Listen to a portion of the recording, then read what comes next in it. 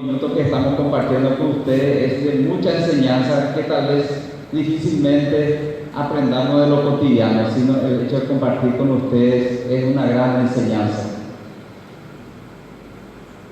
El Día del Maestro, como ya estamos sintiendo, es una fecha especial, donde todas las inteligencias de una nación se unen para destacar la trascendencia de la enseñanza.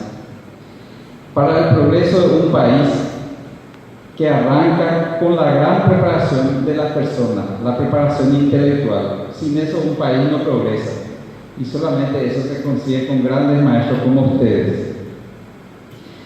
Realmente para mí es una sensación extraña el sentir que en nuestras manos está un grupo de jóvenes que crecerán y aplicarán los conocimientos que nosotros les hemos transmitido. De nosotros depende esa transformación en los jóvenes. Qué responsabilidad más grande saber que ellos, sedientos de conocimientos, creerán cada palabra que emana de nuestra boca y las tomarán como ley, como un principio. Qué responsabilidad tan grande es la nuestra realmente.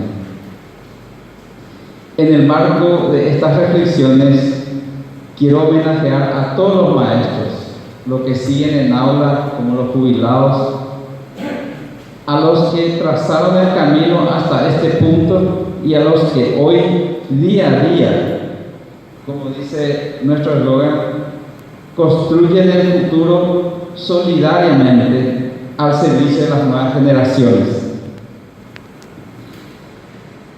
En nuestro caso, la educación superior tiene la intención que al final de la carrera elegida, el discípulo sepa más que el maestro.